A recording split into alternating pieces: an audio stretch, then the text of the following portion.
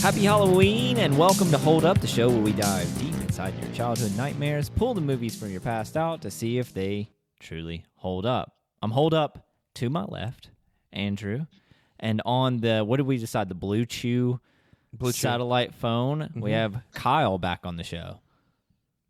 Make this quick. I'm glad that you have our full attention, Kyle, and that you care so much about our mantra and our... I'm really invested in what's going on right now. Let's go. Let's go. Kyle, you didn't even ask what Blue Chew is. Blue Chew? Yeah. Do you want to take a guess? Like some kind of I'm guessing it's some kind of new, it's the new Zyn. So instead of actually having physical nicotine pouches, it's like a Bluetooth. So you just it gets Bluetoothed into your mouth, so you have the sensation of it. Sounds like some fucking hillbilly hick bullshit. Yes, that's right. It's an erectile dysfunction medication that you get overnighted to you with a nameless envelope. So you ride on. I need it overnighted because when I need it tonight. Yeah, but me and Andrew decided on the last episode if we just say we're sponsored by Blue Chew, maybe eventually they'll just sponsor us. I was going to say, Chase, the only people here that really should use Blue Chew is us, because Kyle's going to be a dad. He clearly doesn't need it anymore. He doesn't need it anymore, and he clearly didn't have issues. So my life is over now. So your Blue Chew days are done, my friends. Well, speaking of your life being over, it's Halloween. Is it? Yeah, it is Halloween when this episode drops. Or the day before Halloween, but same thing. Let's be specific. Okay. But Kyle, before we get started today, I want you to tell me your energy level in the form of a witch's brew. This is a brew that's concocted on the eve of Halloween. So it's about to turn midnight. It's not even actually Halloween yet, so it's kind of anticlimactic. It's kind of dumb. So we're going to start there. And this brew is made up of dog's ass, chicken's foot, essence of shrew, failed hopes of a Hollywood actor, a kindergartner's throw up from lunch, and grass clippings. And that's all brewed together to create a very spooky concoction that it's pretty horrific to look at, but it's part of nature, so you can't control it. Hell yeah, brother. It sounds very horrific the way you described it, too. You're not doing very well, and I hope the best for you, my friend. I hope... Yeah, you're doing... I don't know what you're fucking talking about. I'm fucking winning. Oh, so that concoction is how people... is like the Charlie Sheen concoction? Yeah, but hey, Charlie Sheen's really doing well these days, so why don't you get his name out of your mouth? Is he? What do you know about his wellness and his All right, I'm gonna cut the Charlie Sheen talk off. No, I think it's pertinent to our episode. I think it's very, very important. You think so? You think it's pertinent? Yeah. I know it. I don't think I know. Exactly. Okay. And if Kyle knows, then it's true. So listen, so Charlie Sheen these days is really kind of renounced his partier ways. In his, I think, mid to late 60s now. And he always looks like he's surprised to be where he is. I think he's just surprised to be alive at this point. He's doing something right these days, I'll tell you that. Oh, and he's only 60. He's not even mid to late 60s. He's just... could have fooled me. He's just 60, dude. Well... Wish you the best, Chuck. Hope that everything's going well for you. Wait, one thing. Charlie Sheen is dating a younger man now. Just want you all to know that. What? Yeah. He's dating a younger man who is a regular guy with a normal job. What? Okay. Yeah. I did not see that coming. That was a Yahoo article from 8 days ago. So, yeah. Throw that in there. Yeah. And speaking of surprising, we watched Halloween 3, which is an Andrew recommendation this year. Hell yeah, baby. Or at least that's the one that you told us we should do. Yeah, I wanted to revisit this one. So this episode is going to be a little different because I don't think anyone here grew up with Halloween 3. I sure as hell didn't. I am a big fan of the Halloween franchise, but didn't watch this one until I was an adult. I'm assuming you both were the same way. But I think this episode's more or less like this is the bastard sequel of the Halloween franchise, and we're going to see if it holds up and should get more love and support than it actually does. Well, I remember watching this.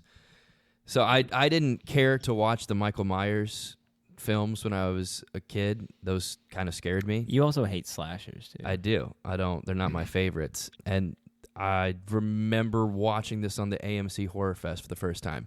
I think I was like sick from school or something like that. I was watching it at home, like middle of the It day. came in like 1:30. It was like 1:30 p.m. Yeah. And I watched it. They always run that marathon on AMC. Fear, or what is it? Yeah. Fear, 12 Days of Fear, Fear whatever. Fest, Yeah, it's Fear Fest now or something. But back then it was like It was It was just like the month of Halloween movies. Essentially, Yeah. it started like October 1st, and it was something every day. yeah. They would run a lot of the Friday the 13th in a row, or a Yeah. lot of they would do a lot of the franchises. But they threw some good ones in there. It wasn't Yeah. it wasn't It was. just shitty. No, I remember because it would always culminate with like Schindler's List or something like really scary like that. I don't know about that. Maybe The Shining for sure. It was like Schindler's List or like Saving Private Ryan or something like really like spooky. Kyle's trying to sabotage. We always end up talking about Saving Private Ryan. That's been mentioned on every episode. It's Has like it really? it's like our lupus. Like if we were watching House. It's not been mentioned in every episode. I swear, mentioned a lot. as someone who's edited every That's episode, fucking bizarre because I listen and I don't. I play our episodes back, but I don't remember mentioning Saving Private Ryan I've mentioned once. it a few times. I'll just say that. Yeah, I was gonna say, Kyle, this is gonna be one episode. We just never do it, but we always talk about it, and I think that'll be like the edging that this world needs. So Oh fuck yeah! okay, so give me another example as to when it was mentioned. Besides, We don't today. have time. For Okay, that. we don't. Let's get on with it then. Let's get on The with it. vast amount of media that we have put out over the last year, Andrew, is unfathomable to even comb through to find that. So, Andrew, you watched it as a kid at home, sick Yeah. from school. Yeah. Kyle, did you watch Halloween 3 before this moment in time? Never, ever, ever. There we go. There's a lot of history with this movie. I didn't watch it till I was an adult because I'd always heard this movie sucked. That's its following in the 80s, was this movie came out. It was a huge disappointment. So when I was growing up watching the Halloween series on AMC, because my parents let me watch them then because they were edited down, this one would come on, I would skip it because it's like, oh, Michael Myers isn't in that one. It sucks. And I'm pretty sure most people back in the 80s, and even, after that, thought the same. Like, oh, no, that is a big reaction to it. So I guess we'll go ahead and dive into a little bit of the history of this movie, because John Carpenter originally only wanted Halloween to be a one-off for Michael Myers. He thought he told everything he needed to in the first movie. Well, box office dollars and money talk, and then they wanted him to do a sequel.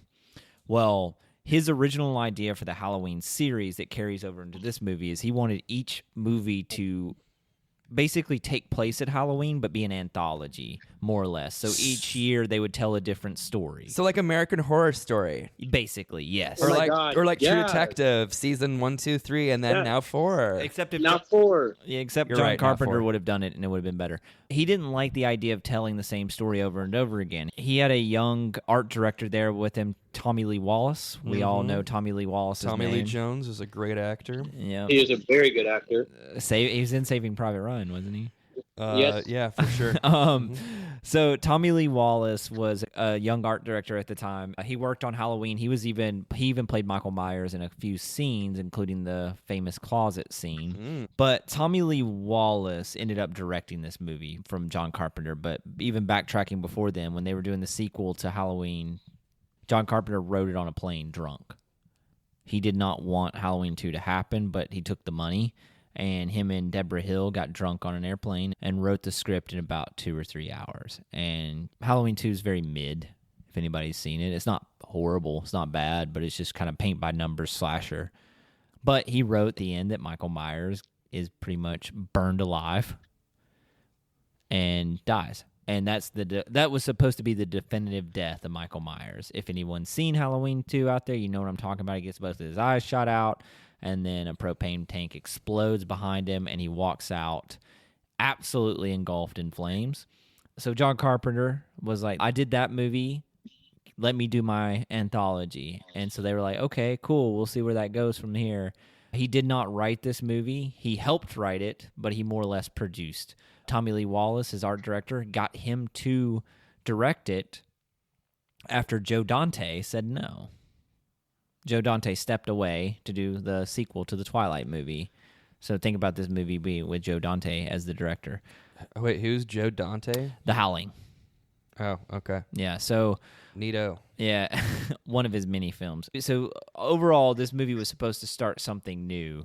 In the 80s, Andrew will go over some numbers in a second, but in the 80s, this movie was critically panned. Audiences hated it. They wanted to see more Michael Myers. They wanted kind of more of the same.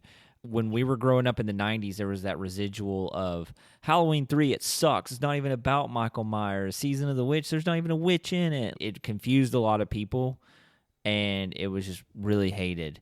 But as time has gone on, it's become more of a cult classic, and a lot of people have been reevaluating it over the years, especially now that John Carpenter, that's kind of been his career. The Thing was absolutely panned when it came out. Prince of Darkness panned. Big Trouble in Little China also panned. Those movies have been reevaluated as classics now. This is kind of the same in the John Carpenter camp, even though people forget he did not direct this. He did write about 60% of it. But moving on, Andrew, now that we've gotten that out of the way, can you tell us a little bit about some of the numbers we're looking at? Yeah, I'll just get right into it. It was a low budget, like $2.3 million or something like that. Which sounds like a low budget, but that was a high budget for 80s horror. And then it grossed worldwide, internationally, like 14 and some change. So, it made money. Absolutely. But not much. But, I mean, with the marketing and all, that's probably a pretty big bust. It's a huge bust. Yeah.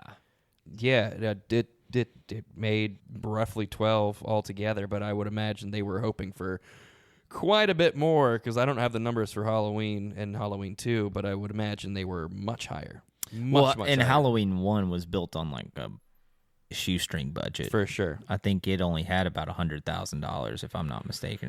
It's something very low like that, and they had to reuse the leaves in that movie. Impressive. Yeah.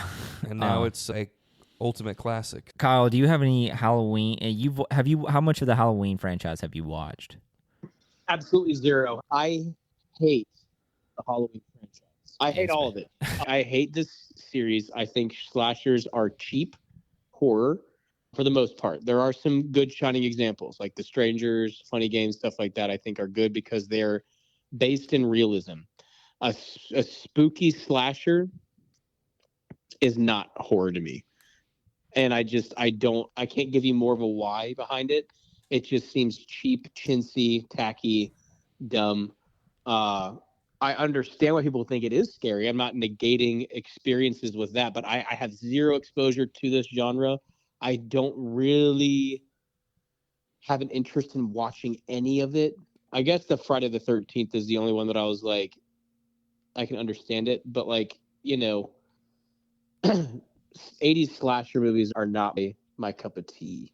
I got that, and I can totally feel that because they're more camp and fun than they are. They're definitely. I can understand that. I didn't go into it understanding that as a kid. Yeah. When I would flip this on and watch some of it, and I was just like, I don't believe any of this. This is silly. I didn't understand the camp aspect of it. Yeah. So it's just not something I'm ever gonna watch or put on. I think of scary movies and I think of like The Exorcist or Veronica or something like that's actually like very existentially like scary, like Ex Machina, The Shining, stuff like that is like that gets to me. But like it's just too on its face silly, and I just can't really. Yeah, I can't get past it. I try. That's fair. So totally a fair assessment of the Halloween franchise. Andrew, not necessarily did you grow up with the Halloween franchise, but I want to more or less ask you what your guilty pleasure Halloween film is besides this one, because I think you would pick this one. But outside of Halloween 3... Shit, that's a tough question. Guilty pleasure. Probably mine's going to be Halloween 4. I was going to say Halloween 4, honestly. But it's kind of good. Is that the one where he walks out of the jail at the end? No, that's 5. I would say 5 would be up there then. Yeah. 4 and 5 to me, they're kind of the same. Yeah, the Thorn trilogy kind of goes all the... Yeah. 4 just has that great opening where it's just a bunch of old kids' Halloween decorations from the 80s. Yeah. And it's just in this cloudy sky, and there's just nothing but a drone. They don't even use the Halloween theme, and I appreciate that atmospheric tone setting of that movie. And that movie was fine. Like, it is paint by numbers, like what Kyle was saying. It's not as egregious as some of the other films get. What was it? Halloween H2O. Not bad with LL Cool J. LL Cool J's in that. Yeah. I don't know what a guilty pleasure Halloween movie would be for me. If you said 5, that's fine because it's a really shitty movie. 5 is horrible. So if you said 5, I would. I'm just trying to think, because a lot of those types of movies, like I'm with Kyle, I fucking hate them. So I wouldn't even want to consider it a pleasure. 5 would be up there. That's one that I remember watching when I was a kid. What about any guilty pleasures outside of Halloween 5? Like in any type of horror genre? I just don't care for a lot of shitty horror movies. And it doesn't have to be a shitty movie, just one that maybe everyone else hates and you like. Against popular opinion, because that's what this episode's about. Halloween 3 is against popular opinion. Shit, what is the name of the movie that I just said it. What is it? It's not The Haunting of Hill House. That's the Netflix show. What's the other one? So you're talking about House on Haunted Hill, the 1999 version, right? Yeah, the one with Jeffrey Rush. Yeah, it's bad, but it's still kind of fun. It's entertaining. Yeah. That would definitely be a guilty pleasure for me. Again, another one of those that would be on the AMC Horror Fest or whatever. Oh, yeah. I watched it many times. Oh, yeah. Kyle, what about you? Do you have a guilty horror pleasure that maybe most people don't like and you like? Not really. I mean, I really like the high grade bullshit, but if there's one I think people didn't necessarily like, maybe Zack Snyder's Day of the Dead, or Dawn of the Dead rather. Oh, yeah, that was a good one, because I do remember that being a good movie. That's a good choice. Wait, this is the Hollywood director Zack Snyder, not the Zack Snyder that we know, correct? Correct. Okay, just making sure. Wait, do you guys know as Zack Snyder? Yeah, it's not worth mentioning though. Snyder, yeah. I don't even really know him. Okay. I just know who he is. Yeah, he's in jail too. So great. Zack Snyder? Yeah, you didn't know that? The Hollywood director? Oh yeah. Mm-hmm. They're both Zack Schneiders are in jail. Separate states. Is that the guy that's dating Charlie Sheen? Is he a regular guy with a working job? I don't think so. Are either of the Zack Schneiders in jail, or are you just fibbing? I'm just fibbing. Okay, I got really concerned for a second. No, neither. And we'll leave it up to the audience to figure out which Zack Snyder he was concerned about. So moving on, I think it's time. Let's just jump into it. Let's just go. Let's go for it. All right, Andrew, lead us off since this is your choice. Where does Halloween 3 take place? So it starts off some suburban wooded road. Essentially, there's a guy running from something. He appears out of nowhere. You see him on like a still, and it just gets in bigger and bigger and bigger. Northern California. That's where this takes place, essentially, Northern California. But he runs up to like a junkyard kind of place, and there's a car that pulls up, and clearly he's like spooked. He's afraid. Like, he is frantic. He's hiding under broken cars. He's trying to get in to the warehouse and the trailer that's there. He's obviously running from something, someone. Yeah. Doors don't open, and then eventually that car pulls past, but then it comes back and pulls into the junkyard, and some dude in a suit gets out, and he's just walking so assuredly, like just very steadfast, slow, calculated. He's clearly trying to find this guy that's running from them. Yeah, almost like an assassin. Yeah, it's dark, and then there's some like dark synth music that's playing, very 80s. This soundtrack is awesome. It's great. No matter what, if you like John Carpenter or not, or his movies or not, you can get into the soundtracks. They will take you back to a day in time. I bet you that Stranger Things was inspired by some of that Absolutely. stuff. They already said that. That 80s horror synth is... I thought about it immediately. I was like, this is very much what Stranger Things is trying to accomplish. Yeah, for sure. He's trying to run, back to the plot, he's trying to run from these assassins, these men in suits. They kind of look like they're we have no CIA, clue. FBI agents or something. This dude's done something to piss them off. Yeah, but he comes in contact with the one in front of a car, and he like puts him in like a chokehold, and you can tell he's like super strong. Throws him on the ground. He's being choked out. He's gonna die.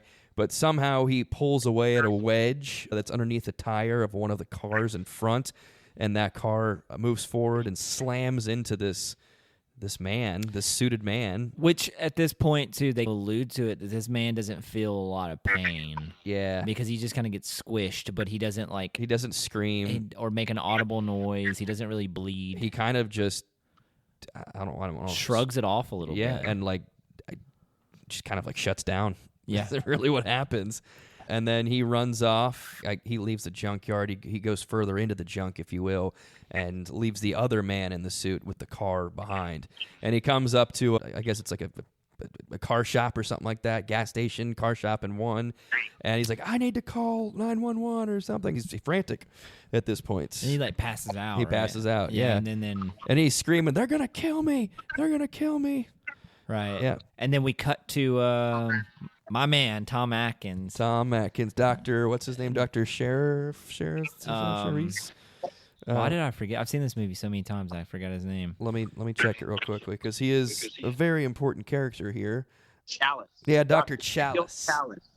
Dr. Challis, yeah. Dr. Daniel Challis. Dan Challis. Dr. Daniel Challis. Yeah, Dr. Dan Challis. Mr. Challis, Daniel doctor. Challis. It cuts to him walking in through the front door of his divorced wife's home. He's kind of a shitty father, too. Let's just go ahead and establish No, absolutely. This is a very unredeemable character. Just putting that out there. Yeah, he's like a ladies' man, but he plays that in every movie. He's a womanizer. Yeah, he's definitely a womanizer. But we'll unpack that as we go. But he shows up and he's got like 2 bags with him, Masks. and they're these cheap dollar store masks he picked up on the way home. But then he finds out, his children already have these really nice masks From the Silver Shamrock Mask Company, right? something like that. Yeah, I think they mentioned it is Silver Shamrock Mask. And the kids go over to the TV and they turn this TV on. And Andrew, what do they watch? Boom, boom, boom, boom, boom, boom, boom. 8 more days till Halloween, and the everyone knows that theme. Yeah. Do you know where that theme came from? I think it's London Bridge is falling down.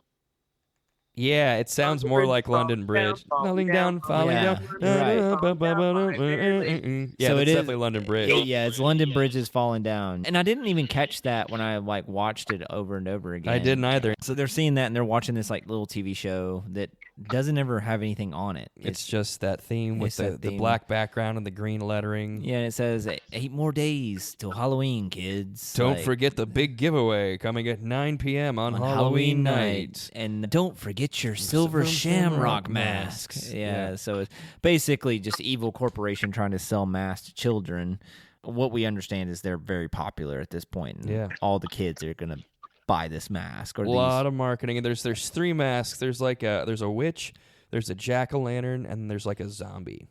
Right? Yeah, it's like a skeleton zombie. skeleton. Yeah, it's the basic traditions of Halloween: a jack-o'-lantern, a witch, and a skeleton. Yeah. Yeah, so it's very old school Halloween themed, which I kind of dig. I kind of like that classic Halloween vibe.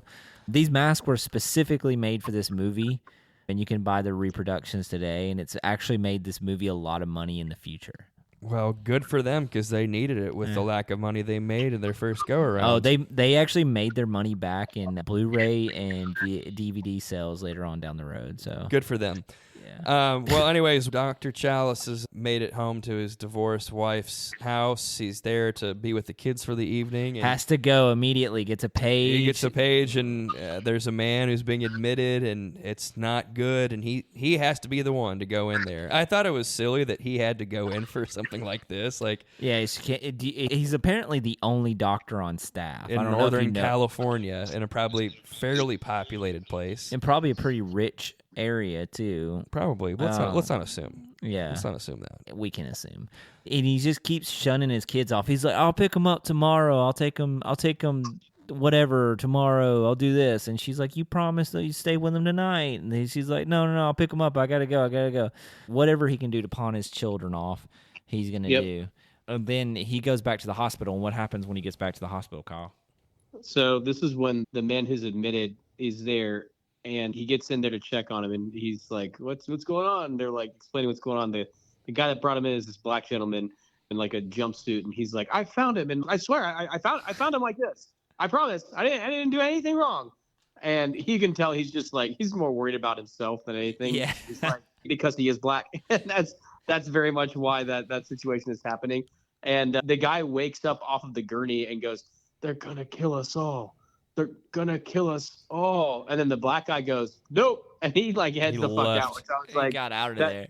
Most believable part of the whole thing. I was like, cool. And Kyle, what did the man have in his hands on the gurney? What did he have with him?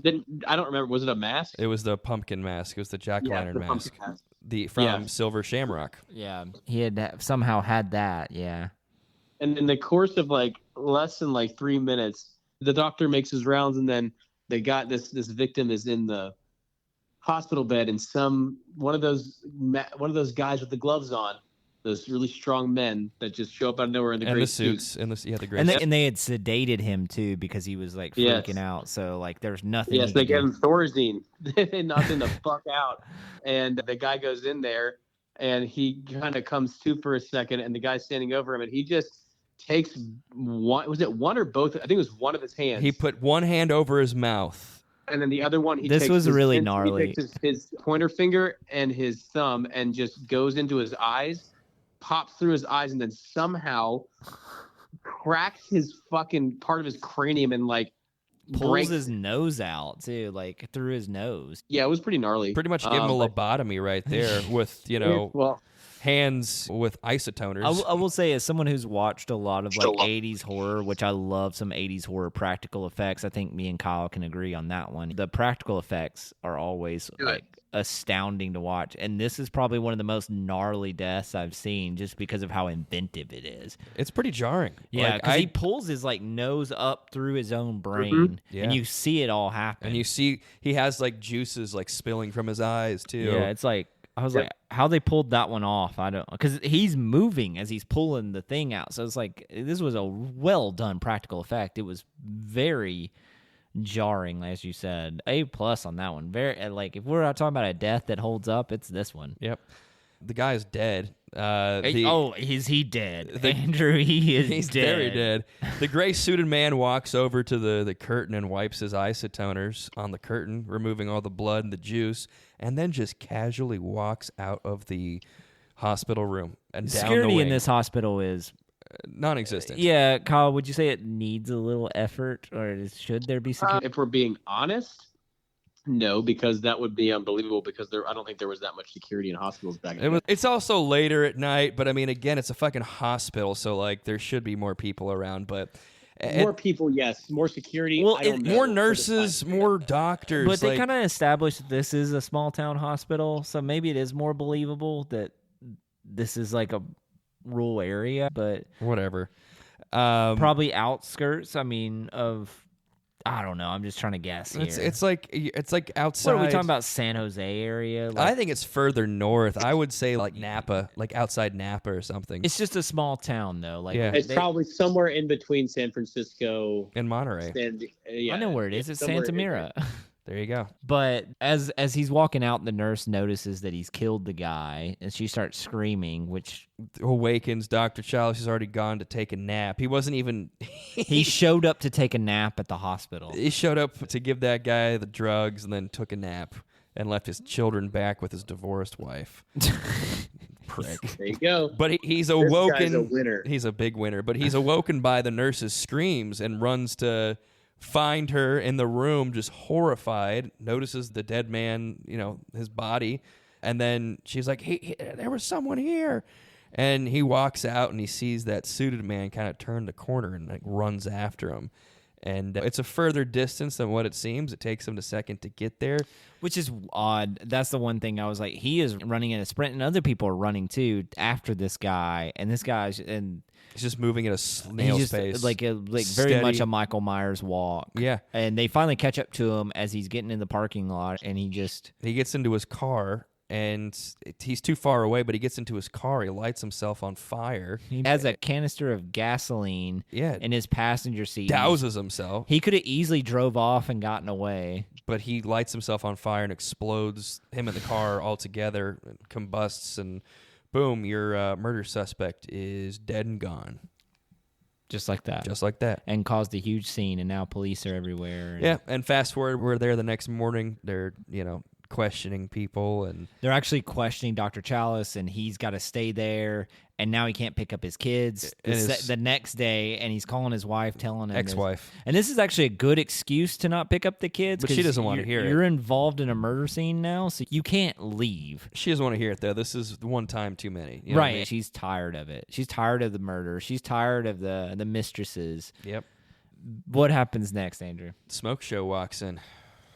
Is this when we get Ellie? I'm going to pause right now and just say, as soon as she walks in here, when I saw this, I was like, cool. How long is it going to be before he sleeps with her? Because that's all this movie's going to be about at this point. And boy, was I not wrong. She walks in, and Dr. Challis immediately notices her, but he quickly looks away. Because she's trying to ask police, why was my dad murdered? Yeah, it's the dead guy's daughter. Basically is what we find out, but she's not even that frantic for someone who just lost her father in a mysterious way. No. And at the end of this whole scene, she's just wanting to figure out why her dad was murdered, which any of us would in this situation. So she's challenging the police, and they're not really listening to her. They're like, "Ma'am, we have information. We're gonna do a thorough, search, and it'll be about 6 to 8 months, and then we'll tell you if we have something." Yeah. But she finds the mask that her father was holding. Yes. So she immediately kind of starts to suspect the Silver Shamrock Company. Yeah. She's like, "Why was my father holding this?" And I think that's where we get to a point where Challis confronts her in the hall, or she confronts Challis in the hallway, and she's like, "Did my dad say anything weird to you?" And I think he was like, "No, nothing." No, I put him under Thorazine. He didn't say anything at all. Yeah, and then this is over, and it cuts to him at a bar, smoking a cigarette and having a shot of whiskey. Yeah, instead of picking up the kids, immediately goes to a bar. And because out of all the things he's seen as a doctor, that's the thing he needs to go drink over. That he's drinking a lot during this movie too. This is might I add, this is before seatbelts were really a thing hugely. This is safety standards weren't really a thing. You could get somebody that's got their face ripped off because they got too close to a tractor's nutsack. This is not a time in the world where you're gonna see some shit. He goes and drinks heavily and he drives. The only way that he could have been a worse father in this movie is if he went and picked up the kids immediately after this and actually started driving them around. He didn't. He let them be. We never saw the kids again. We really didn't. No, we did. There was a scene later. But he sees the commercial, the Silver Shamrock commercial. In the bar, he's like, "Change this shit." He's like, "Put on the game." Yeah, I'm tired of hearing this. Yeah. 8 more days till Halloween. Halloween. I think at this point it was 2 more days. Yeah, it's speeding up, and they use the commercial to give us the time lapse in this. Because it was 8 at the beginning, and then we fast forward quickly to 2, so we're getting close to the penultimate here. And I think just a bunch of nonsense happens, but doesn't he? So he basically is curious himself too. He's kind of like, that was really weird. I mean, he saw a man supposedly kill himself in a car, along with a patient he had just treated get absolutely brutally murdered. His nose bone ripped out. Yeah, and his brain punctured. But he's sitting in this bar, and who walks in? Who walks in? Just Ellie. The smoke show. Is that what we're gonna call her? I mean, I think she's very attractive, but it's your type. Yeah, she's hot. She's supposed to be. Let's be honest. She's supposed to be. Yeah, she's very young compared. He looks like he's 73. He looks like a grizzled war veteran. He looks old as fuck. He was I think he was born in 39. I think that's when Atkins was born. The character or Tom Atkins? Tom Atkins himself. So in this movie, he was not quite 50, but close to it. Right. So, I mean, he looks every bit of 50 to 60. Is he 90 now? He's 80. Damn. He's 89. Yeah. And he's still living. Great actor, though. Very good I think actor. Tom Atkins is a great actor. But he's a middle-aged guy. This girl can't be over 25. No, she's... Or at least play. I'm talking about the characters they play. He's in his 50s. She's barely 30. But also, His divorced wife is also younger. Hell yeah! So this guy has a type. Oh. Yeah, he's an upstanding gentleman. Anyway, she ends up talking him into going with her. Well, no. What she questions him again. She's like, "Did my father say anything?" And he was like, "No." And then she tries to walk out, and he grabs her. He goes, "Wait! He said they were going to kill us all. He said they were going to kill us all." And at that point, our fun begins. That she's going to go to Santa Mira, where the mask company is, and seek out Silver Shamrock and try to find answers, because she knows that her father was at least there, because that's where he got the mask. He decides to go with her, and they drive to Santa Mira, and he cancels on the kids again. He's supposed to pick them up, and he calls his ex-wife. It becomes comical at this point, how many times he calls his ex-wife just to say, Not coming home. I can't pick up the kid today. I got something else that came up into my lap. It's my new ex-wife. She showed up in town, and I'm going to go find out who killed her father. And that ex-wife had to be so mad at this point. I would demand more alimony. I mean, she had a right to be pissed, so... So they end up traveling together. Kyle, describe Santa Mira for me, the town that they end up in. Oh, boy. It's tough. It looks like if you've ever been through Middletown, Ohio, you got it. There you go. Rust Belt, baby. Nothing going on. Very sad. And Move on. Everyone's like weirdly polite to the point to where you're scared to like be left alone with them. Yeah. And a very Catholic town, too. Just quiet and very secure, and they have a curfew. They have like a 6 p.m. curfew. Right. Where it's announced throughout the streets. You know who voice that was? No. Jamie Lee Curtis. Was it really? Yeah. Oh, good for her. Yeah, she went uncredited for it, but she was the operator on the phone and the person that announced the curfew. Also, I want to say that Santa Mira itself was filmed in Lolita, California, which is far northern California, probably about an hour away from the border of Oregon. So we weren't too far off. Okay. But, yeah, Lolita is the name of the town. Santa Mira. But it looks like just Middletown, America. It's small. Yeah, it's very small. I mean, that's a different part of California. You know, Yeah. you're out in the country. Like that's desolate. And so very Catholic and very Irish. They roll up on this little motel. Yeah, it's some shitty old motel. One of the front walk-in doors. No, definitely not 2 stories. Just it gives you an actual key for your room from an Irish man who runs the hotel. He's very Irish. And then they run into 2 other characters. Kyle, describe the family they run into. Is this the guy that gets fucked in the room at the end? Yes. Is that the same guy? Yeah. So this is like some kind of, like, he is a salesman who's like From San Diego, I think. he is totally bought into this guy, like, to Cochran's holes. He's the best. He moved. Can you believe he moved this whole town here? There was nothing here before this town. Nothing. And he moved all these people here, and now they all got jobs and 401ks, and sometimes they buy a new car and don't even have debt. You can tell that, like, there's something else going on underneath all of that. And and they're talking about Cochran. So we were introduced to the character Conal Cochran. It was just Mr. Cochran, I thought, right? No, Conrad Cochran or something like that. They call him Mr. Conrad. Conal Cochran. Conal Cochran. Yeah, but he's Mr. Cochran. Yeah, so he is basically the guy that owns Silver Shamrock. He pretty much runs the town too. Because there was nothing there, he built the industry and owns everything there. So he's like a god in that town, and that's who they're talking about. He surveils the entire town too. There's cameras everywhere. There's a surveillance all over every single corner. They have a curfew, as we mentioned. Yeah, just weird. It's just stuff. Yeah, you don't. It's kind of creepy. It's like unsettling. Walt Disney stuff. Yeah. So as we meet this family, as Kyle said, this guy's like owns a bunch of shops, and he just wants to tour the mask shop with his wife and his kid, who don't want to be there. Really, his kid's kind of I don't. His kid's a little fucking prick. His kid's an asshole. He's running around just terrorizing. His wife she's ready to divorce him. And then another woman rolls up. Marge from San Francisco. Pissed. She has a problem with the masks that she bought, and she can't get a hold of anyone. So she's driving up from San Francisco to talk to someone here at Silver Shamrock. And she's also another shop owner. And then so Dr. Challis and Ellie pretend to be married. They get a room together. So they get a room together. And it's weird because they sit on the bed at first, and he says, like, should I get another room or I sleep in the car, so you feel comfortable? And she was like, where do you want to sleep, Dr. Challis? And then it's just it's on from there. He goes, that's a dumb question. And then it's just immediately like, embrace. I'm laying down in the bed, make out with me. Like, it's just so forced and dumb. Nothing happens. If you were as hot as Tom Atkins, it would happen to you too. Well, they make love. Actually, they don't make love yet. They don't make love yet. They embrace. Or whatever. They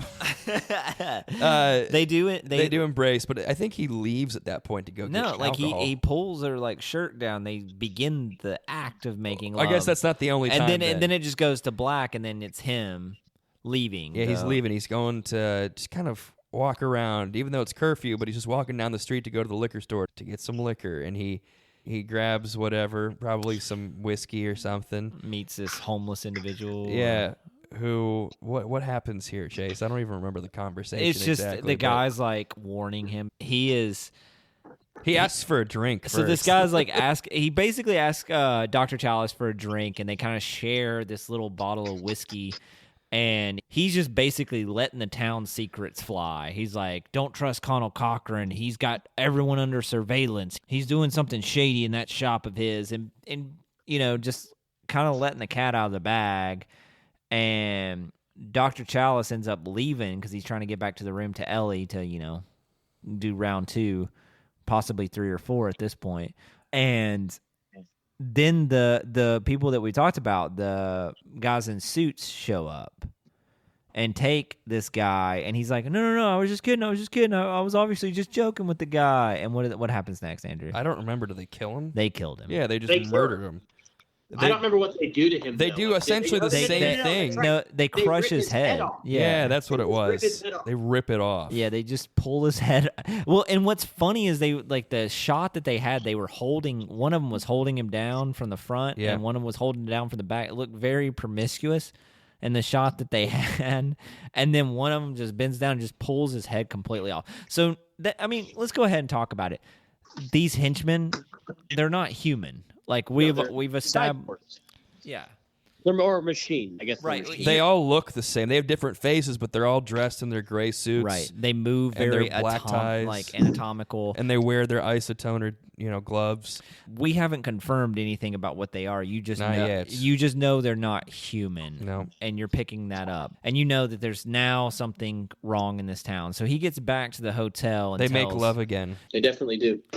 And in the meantime, there's one point where Ellie's talking to the guy when they first came to the hotel, and Tom Atkins, Dr. Challis, sneaks out and looks at the registry on the hotel and finds out that her dad was there. Yeah, he so stayed there. So he's confirming stuff as they go. And then what happens next, Kyle?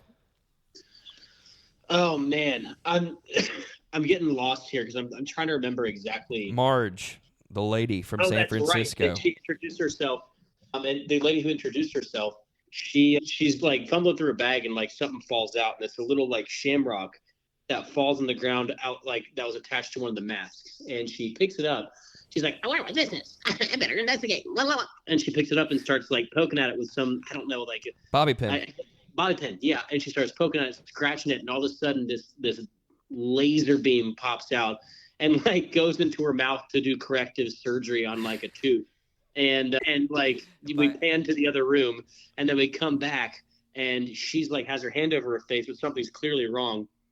And she lifts it away, and her lips have like bloomed out. It looks like a banana peel. Yeah, she got fucked up, and like then, by some kind of like ionized radiation or something. She's messed up. And then all sorts of like bugs and like it's just like a bee or like snakes a hornet. Out. Yeah. No, it wasn't a snake. I think it was just a hornet. Snakes later. Yeah, like a hornet or like bee, like some sort of like locusts or something. Yeah, it comes out of her mouth. Like a whole bunch. Which didn't make any sense to me, but whatever. Special effects here. She's like shaking, so her face is like halfway sawed off. Yeah, too. so it's like The special effects in this movie are Really good. top notch. Yeah. Like, my God, Yeah, some of the best.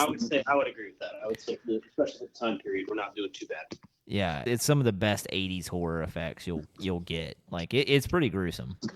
Yeah. But anyways, moving on.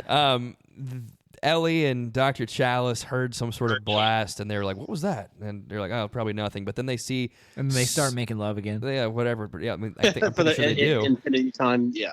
And he asks, "Are you tired?" And she goes, "No, not even."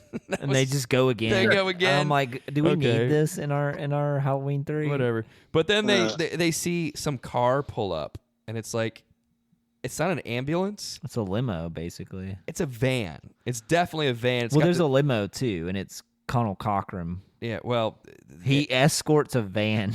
that has the Silver Shamrock logo on the back, and there's a whole bunch of those men that get out. They're not wearing suits. They're in Lab coats. lab coats, and they go in and remove Marge. She's pulled off from a gurney, and this time Challis and Ellie are like, "What is going on?" And this is where we meet Conal Cochran. Yeah, and he presents very well. He's like a politician, basically. Yeah. He's like, he does present pretty gay. I agree. Yeah, I didn't think he was very Irish sounding, but Not at all. no, not even close. Transatlantic at the most. for sure. But he was like, "Oh yes, Marge is going to be okay. There was a bit of an accident. We're gonna take her, and She's going to get the best medical we'll treat- care yeah, whatever." And Ellie and in this van. Ellie and Challis are like really just like, all right, there's something really weird happening in this town. And you hear Conal Cochran walk away and whisper to one of the labs. He's like, "What happened?" And he's like, "A misfire." He's like, "Damn it." yeah, and Ellie and Challis hear him say misfire. Yeah, too. he says it really loud. So Yeah. he's not trying to hide anything. No, he doesn't care. But yeah, they go back to bed. Next day, they go for a little. No, they didn't go back to bed. They did. They had had sex again. Yeah. What's funny about all these sex scenes too is they're all the same. It's like they start to make out and then it just cuts to black, and it does that so frequently in this movie. It was so necessary. Where are we at now, Andrew? This is where we go to the factory, right? Yeah, they fast forward to the next day. They're into the factory. They follow Buddy, whatever his name is. What's his last name? He's got a weird name. The San Diego salesman. He's there with his family. With his family, they're gonna do an in-person tour. We learned that he's a big-time Buddy Kupfer. He's a big time. He's the state's Buddy like, Kupfer. Kupfer. Oh. Kupfer. Yeah, Buddy Kupfer. But he's the number one seller of the Silver Shamrock masks in the state of California or the world. I don't know.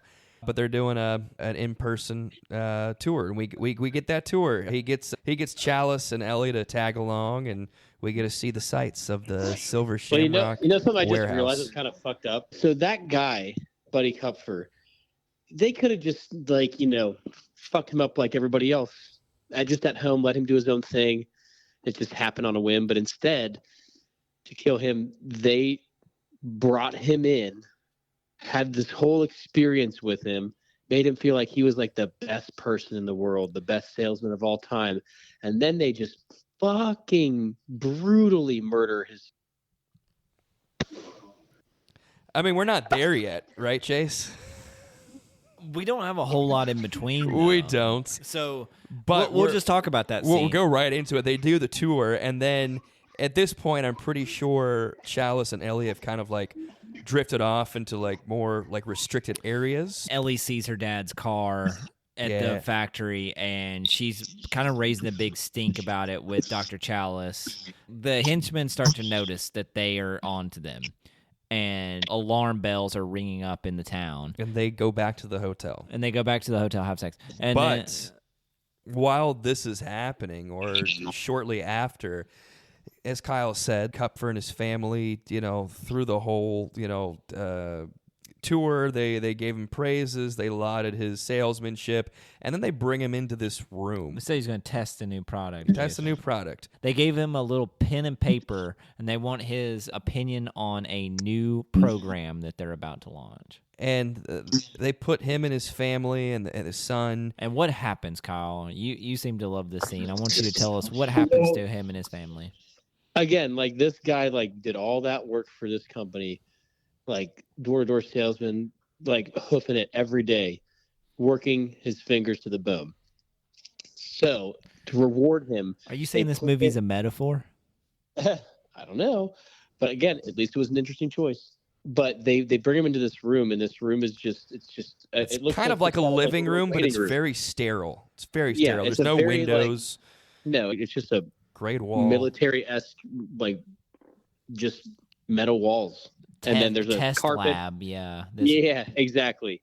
And it's like, they have these chairs in there, and there's a TV and a carpet. So the kid goes over, puts his mask on, goes over to the TV, and turns it on.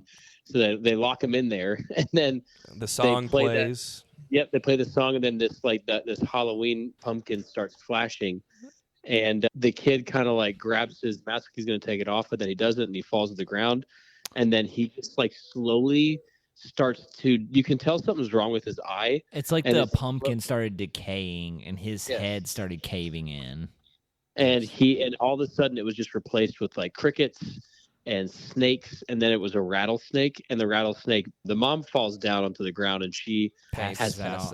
Yeah. And then the dad gets bit by the rattlesnake that's in there. Now he gets bit and then immediately falls down on the ground dead, and that's not how that would work. No. But it's still the effect of it. I get it. If we're gonna believe all that other bullshit, he probably fainted due to like just shock, I guess. But so let's talk this through. So the kid puts on the mask, and it has that little silver thing that Marge was messing with in her room. The medallion. And there's some sort of like radio wave or frequency of that commercial. Because you see the medallion glow. Yeah. And it freaking just it necrotically wears away at the kid's head. And yeah, the pumpkin almost looks real. Yeah. And it looks like the pumpkin's decaying. I guess the metaphor there of the decaying of the consumer. Yeah. So now we know what Silver Shamrock is trying to do. Yes. Which we don't know why they're doing it, but we know that is what they're doing. They're sacrificing children. They're sacrificing children on Halloween with these masks that they've created. It's kind of eerie. Like, it's fucked up. I do want to mention something. This whole time, Dr. Challis keeps calling back to the hospital to, I guess, other doctors or whatever, mortician, and she's doing an autopsy. Yeah. And she's it's more forensics, is what I thought. Yes, yeah. It's not even like he's doctor, hitting on her the whole time too. Yeah. She's like, "You're gonna owe me dinner after this," and he's like, "I'd love dinner with you." And I was love like, nothing more. Yeah, as he's in bed with Ellie. But she talks about how she's going through like the burnt remains, and she's not finding any body parts. Yes, whatsoever. It's all just machine parts. Yeah, just and machine parts. she even says the police messed this up. They didn't include any of the body. They just included the car parts. Someone meddled with the evidence here. We know these are robots, They're basically. synths. Yeah. Some sort of like alien, android kind of characters. During one of the calls, she's like starting to realize what she's getting into, and then one of the henchmen just shows up and kills her with a drill. Just drills holds her down and drills her head. Like, we show all this other gruesome shit happening, but we can't show that. It's interesting to me that was like the one they're like, no. I know. I was actually kind of disappointed. I actually have some thought. insight on that. It was like for whatever reason drilling into a head. They banned a lot of movies like that and censored it. Damn. Fuck the MPAA. Yeah, they ruined a lot of horror movies in the 80s, especially the Friday the 13th series, because that's what you watch these movies for, is the kills and the brutal murder. They would censor a lot of them, even like they were really rough on movies in the 80s, and that's why like a lot of movies would get an NC-17 rating. This movie was probably flirting with it in the 80s, and then they had to cut some of the... I'm sure there is a deleted scene where we see all that drill action, and they had to cut it to save the NC-17 rating. Maybe. So just let us watch our horror. Well, where are we now? So this has happened. Challis and Ellie are back at the hotel, but I think he wakes up and she's gone.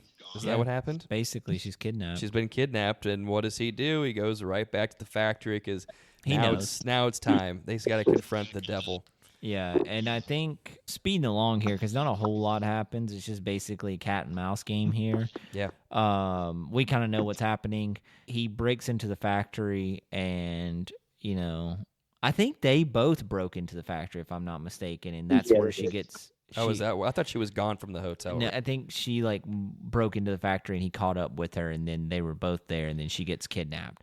But anyway, regardless, she's kidnapped. He's in the factory, and then he eventually gets like held hostage.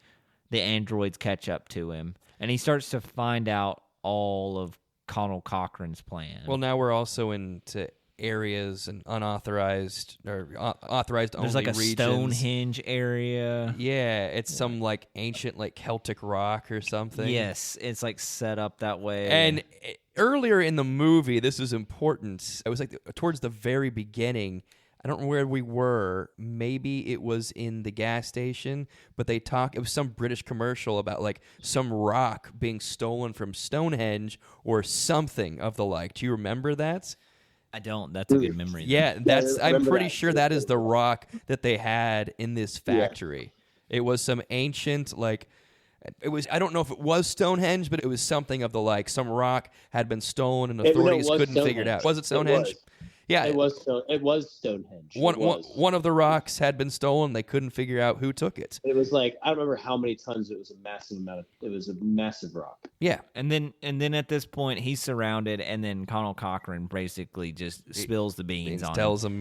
This is the you take it, Chase. It's basically the ancient ritual of Samhain. Sacrifice. Yeah, which I mean most people know it as Samhain, but it's Samhain. Samhain. That's how they pronounce it. There's a lot of like real history to this. Like Kyle, I don't know if you caught all this, but you're our history buff. But the Celtic ritual of Halloween started from this ancient sacrifice where they would build like stone sculptures and set a fire, and they would sacrifice humans for the good of the land. That's how Halloween got started, and it's where it all began. So I do like that, like, kind of tying in with classic history of Halloween. Ancient history. Yeah, really. Hence why the whole town's Irish. Hence why you're starting to tie everything together.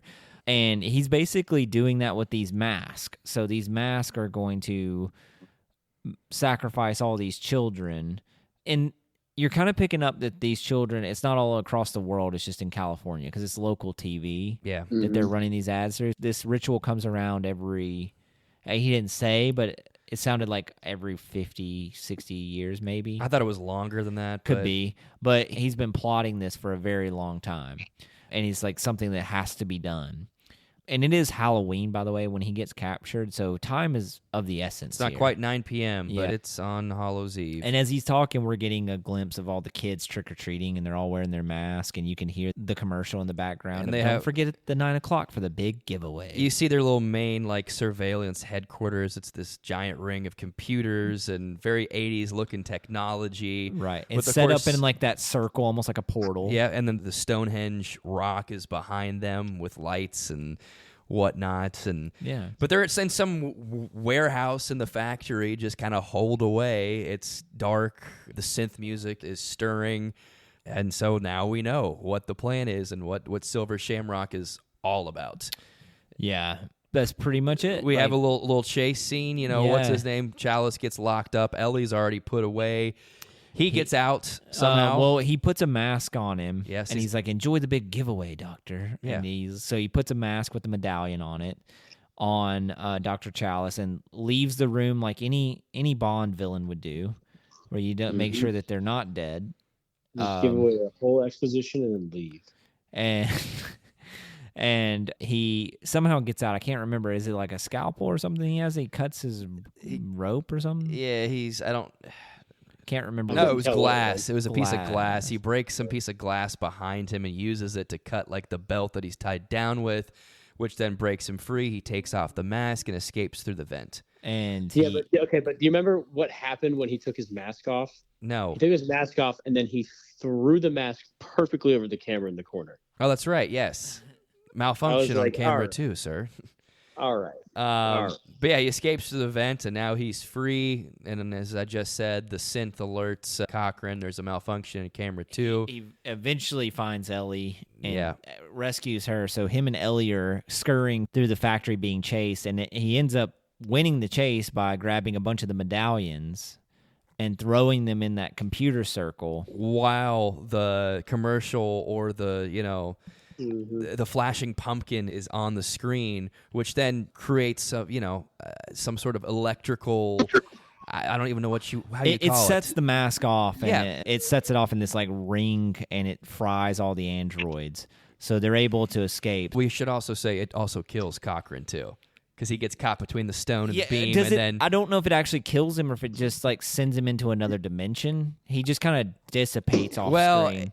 the way that it looks at his body was completely changed. He was glowing. So yeah, he could have been sent to a different dimension. He could have, just been. I assumed he could have been yeeted into the unknown. I don't know. I but assumed he was just a spirit at this point, like he was the spirit of Halloween or something like that, and that was his. Because to me, it seemed like he turned to stone. That's what it looked like. Yeah. But regardless, he's gone. It's very up in the air. He's no longer with us. Let's He's put gone. it that way. Good. But they escape through and get in a car, him and Ellie. And what happens next, Kyle? So they're driving down the road and he's flipping through the radio channels, and doesn't the song come on or something on the radio channel? Yeah, Or something like that. Yeah. So she like looks at him and like has this really weird look, because he's like, "Are you okay? You okay?" or something. And she just looks at him with like no expression and then just attacks him and like chokes him. So he crashes off the road. He flies, or she doesn't fly out, but he goes. Actually, she does fly out. But he goes out to check on her, and she gets up and like chokes him again. Her He's arm very is bad severed. blocking. He's very, very, very bad at blocking. Yeah. But he does subdue her. He like knocks her head off with like a golf club or some shit, or tire iron. And her arm is severed too, so like it. Well, he gets back in the truck, and the severed arm jumps onto his neck, and then he has to like get it off, and then that's that. He throws it away, and yeah, it's the body gets up after that. It's like it won't stop trying to kill him. And at that point, I'm like, well, was she always a robot, or was she never a robot? Me and Andrew had this conversation. I don't think she ever was a robot. I think what happened was when they got separated, they took her into another room and started transforming her into a robot. Yeah, that was my thought as well. But I could also or see she's a robotic copy. I think that's probably more believable, is that they made a copy of her, and that's the robotic copy. So and we have she's no idea what actually happened to her. But he kind of leaves it up to your own imagination. But I definitely think when she got captured, she was turned into a robot. Yeah, but I don't think you could theorize that she had been a synth from the beginning. That wouldn't make any sense. Especially with all the sex they had. Yeah, I mean, they did something to her in that factory and changed her or killed her and recreated her for the worst. And that's pretty much it. He's driving down the road. He ends up at the same little like gas station / car repair shop that Ellie's dad was at the very beginning, and he's like, "I need to use your phone. Matter of life and death. Life and death." And he calls some sort of like TV station. TV station headquarters, like saying, "You have to turn this off. People are gonna die. Do anything." And he's frantic, and I can't imagine what the person on the other line is thinking. Like, nothing we can do, sir. Like, you're crazy. But the crazy thing is, so he's flipping through channels, and they're slowly taking it off each channel. Well, there's also 3 kids that come by to the gas station to collect candy from the repairman or whatever, and they start gathering around the television, and they turn it on. It's the glowing green screen, and then it says, "Please stand by, technical difficulties." They change the channel again. Same sign, same notice, technical difficulties. They change it again. This time, there's no notice, and it's just Challis screaming, "Change it! Do something! Take it off! Take it off!" And then it just cuts. That's it. Movie's over. Mm-hmm. And credits roll. And that is Halloween 3, that Season of the Witch. That ending, too, they were up in the air on that ending for multiple reasons. But They left it up in the air. They liked... I think Tommy Lee Wallace was like, I like the ending being very vague like that, because I think they had an original ending written, and they went with this one. I can't remember. I read it in the book what actually was supposed to happen. It was very mundane, if I recall. If I recall correctly. Yeah, click. But that's it. That's Halloween 3. Kyle, we already know where you're going to go with this. Let's start with you. You have no memory of this. So tell us a little bit about Halloween 3 and what you thought of it.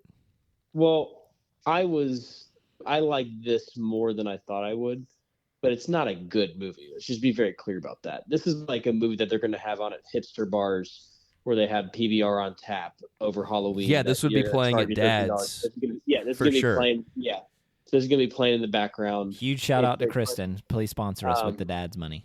But I think that the overwhelming majority of this movie, there was something new happening, and it wasn't. And what little times it did show gore, I didn't think they showed enough gore. But when they did show it, it was graphic and pretty, disturbing. And it wasn't a slasher. This was a very deliberate movie. It's a movie that I think they could definitely remake now and put more attention in it, and I think it would be very good. It has potential to be very good. It's a little too vague. So I think there could be some more expounding and some better dialogue and some better relationship building with the characters that would make you believe them more. But aside from that, do you think it was fine that it was vague, but then sometimes they would just dump a bunch of exposition on you, so it was like you couldn't figure out if they were trying to be vague or they were trying to give you everything, so it went back and forth? Do you ever feel like that was kind of it? I felt like it's clunky. I just feel like it could have been written a little bit tighter, like what you're saying. It just seems like it's just forced, like we have to get to point A to point B at some points. But then again, there's other points where I'm like, this seems deliberate. It seems like you thought about this like a chess match beforehand to get to this, but at the same time, it's not. It doesn't come across that way. So they had a guy write the script for them. I think his last name was Neil, and he was from England, and he wrote a bunch of English drama for a long time. So he wrote this entire script, and they went back and had to change about 60% of it because they thought that it wouldn't play for American horror audiences. They had to add some gore and add some more stuff. So I think that's where the clunkiness kind of comes in that you talk about. Is it is written by 3 different people at 2 different times. In fact, the guy that originally wrote it wanted his name removed from the credits when the movie came out. Really? Because he's like, this isn't my baby. I don't know what happened to it. I can't even make it heads or tails of it. Wow. But that was a John Carpenter and Tommy Lee Wallace decision. I'm not sure what the original script looks like. I have a book with the original script in it, and I meant to read it before we went on air, but I ran out of time. You fucking moron. You ruined this episode. He brought us down a notch. Production I quality. cannot believe that you would ruin it so blatantly and so unprofessional. Yeah, and this is your baby, too, so shame on you. It's your baby. Well, Andrew, since this is your choice, tell me a little bit about what you thought of this movie. You had the most childhood nostalgia of it, so talk a little bit about. So the plot is kind of stupid. I mean, it really is. It's pretty basic. Like Kyle said, they make it a point to get to A to B to C without reason at times. It's not the most creative concoction of a script ever. The dynamic between Challis and Ellie was just so forced and made you roll your eyes. Fairly cheesy and also just superficial in a lot of ways, but it's very much still for me just a guilty pleasure watch. I'm entertained when I watch it. We talked about it earlier. Yeah, it's entertaining. The 80s nostalgic, the soundtrack, the mood that it takes you to, the environment you're placed into is still pretty solid. There's definitely some eerie factors to it.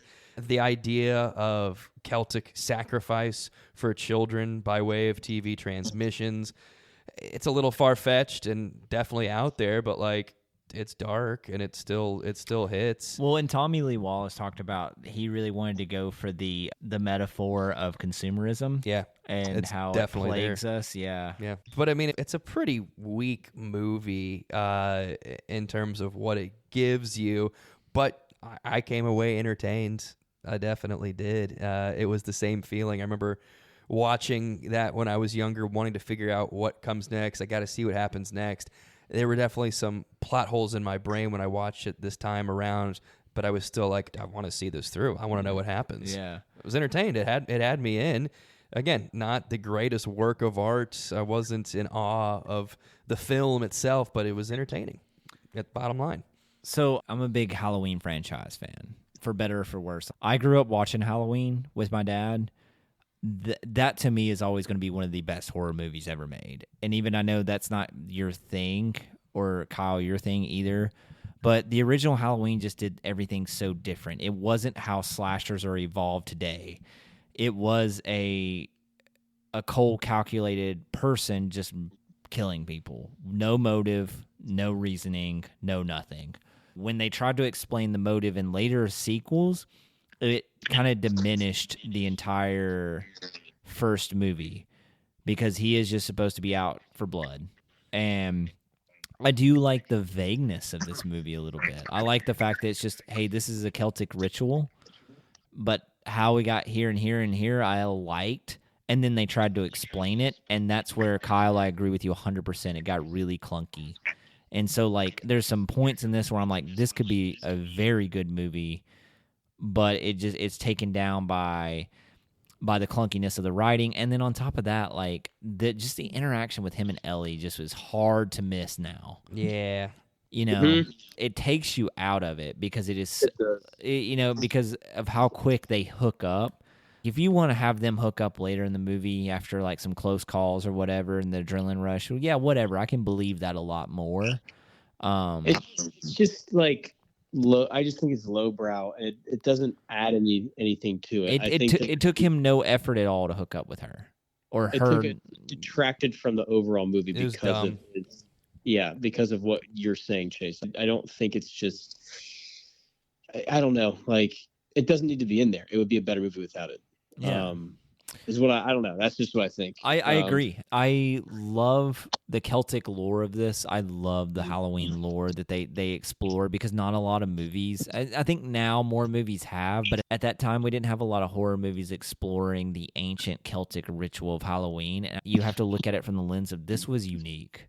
And the fact that John Carpenter was trying not to do the same thing over and over again, he was trying to take it into a direction of telling more creative Halloween stories. Think about like the Halloween franchise could have been if they stopped at 1 with Michael Myers, 2 was this movie, and then each movie then on is a different story at Halloween. You could have told so many different stories. As much as I love the Michael Myers series, the whole thing is a guilty pleasure, honestly. Like what John Carpenter could have done in that time period. But overall, I watch this movie every year in October, and I really enjoy it still. Yes, it's clunky. It has its pitfalls, but like Andrew said, it's a guilty pleasure. And it just kind of, I don't know, it's just for a horror movie that like can take you back to the 80s, give you that nostalgia rush. It's not too hard to watch. It's very breezy. 90 minutes, too. Yeah, it gives you the nostalgia feel without feeling too removed from current times. So overall, like, I still enjoy it. Andrew, I'm going to start with you. Does it hold up? I think it does. Yeah. Again, I don't think it's a great movie top to bottom, but entertainment, yeah, I enjoyed it. I'd watch it again. Okay. I wouldn't hesitate. It's definitely a movie that you'd find in a hipster bar somewhere playing on like a tiny like RCA, cathode ray television, but I still think it's entertaining. Kyle, what do you think? I would say that it holds up barely. Just barely. I'm surprised you're saying it holds up at all. Yeah, I didn't think you were. I thought you were going to say no. Just barely, because I don't regret watching it. It was not like an awful use of the time, but it wasn't good. So, like, again, I think it has the bones to be a very good movie. Most of the things that haven't hold up, that I've said don't hold up, don't have anything to stand on at all. They're just dumb. This had at least a little bit of something underneath if you kind of scratched a little bit, but you still had to scratch a little bit to get there. But my overall score for this, I would probably give like a 5.1. Like, it literally just teeters, but like it's not a good movie. Gotcha. I do say it holds up with you guys. I give it one of the highest grades in the franchise. The original is like a 9.0 for me. This one, I think, hovers at about 6.5. Okay. Well, I was going to give it like a 6.1. Okay. Kyle, you said 5.1? Yeah. I'm going to go ahead and say this. 2.4 points of this is just soundtrack alone. Yep. Like, yeah, that soundtrack I could listen to all night. Or I can't even recreate, like, when the synths appear out of nowhere. It stops you. It scares you. Yeah. It startles you. It's good. John Carpenter was a master of using sound to scare you in all of his movies. But I think it was What- 5.2 on IMDb. I'm Okay. pretty sure that's what it was. Yeah, and So, I knew mine was going to be really high, but there's just a lot that plays in that for me. Would you recommend this movie to someone? not No. to everyone, but yes, it would depend on the person. It would depend on what I know their interests and taste is. If you It love would be- 80s horror, it'd I be think it's one peculiar. to check out. If 80s horror is your thing, I don't think you can go wrong with this one. I think there's worse out there. Far worse. Yeah. This isn't even close to the worst But I movie that also- we've reviewed either. Not even so close, no. Looking at Batman and Robin on that one, I think that still holds that's true. maybe the worst movie I've ever seen in my life. Oh so. my God. Absolutely terrible. What an assault to the human race for that to even be allowed. Yeah. Just a terrible thing. Well, that wraps it up for our spooky season, and we hope you have a happy Halloween. We got a big November coming up for you. We're calling it Die Another November. Are you excited, Andrew? I am thrilled. This elated. is Kyle's month. Kyle has chosen some James Bond movies for us to check out. I'm Kyle, not you go- want to tell everybody what we're looking for? I'm not going to watch him, Kyle. Sorry. Okay, that's good. I'm glad we're starting off from a place of understanding, Andrew. Now we can continue to grow. I really am passionate about the James Bond franchise, and I do mean like passionate because I think there are good parts, and I think there are some abysmal parts. And we're going to go through all of it, the good, bad, and the money penny of it all, and to go from each Bond as best as we can throughout the month. So we'll do Sean Connery, we'll do Sir Roger Moore, Timothy Dalton. Hopefully, we're going to try to Pierce Brosnan and maybe a Daniel Craig in there, but we're going to try to hit the good ones, the ones that I think are a worthy watch, and some you just have to. But there's some pretty bad ones out there, and there's also a lot to talk about culturally. You can see America kind of change over these films, as there's quite a few of them. And they've gone on since the '60s. It's been a long time going. So about what is that now? 60 years of media, yeah. over half a century. It's a long time, and it's very fun to watch that kind of stuff happen. But mostly, a lot of them are bad. So if we're going to get a lot of good stuff out of it, But there's some great ones. there are some Yeah. very good ones. So we'll watch one or two of them. And but you can't wait for Tom Holland to be the next Bond. I can't wait. Short Kings. Let's go. I don't know who it's going to be, but he's one of the rumored. I hope he's not. I really hope. I hope he's not either. I don't think it would be a good fit. Nothing against him. Nothing. I think he's talented. I think he's fine, but he's not. He's James good at playing Bond. a dweeb. Yeah. but He's a not- kid. Yeah, He's too not- young. Yeah, no. We're not. We're hopeful that doesn't happen. We're thankful for you, Kyle. We're thankful for these James Bond movies we're about to feast on. In the meantime, you can go to our Instagram, our TikTok, all of our social media.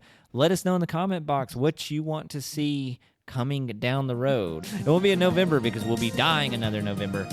We may not even make it out. In the meantime, you know what we do here. We reach into your nightmarish past. We pulled out Halloween 3 today and find out if it holds up. Go catch it if you love some 80s horror, and we'll see you next Thursday for our James Bond marathon.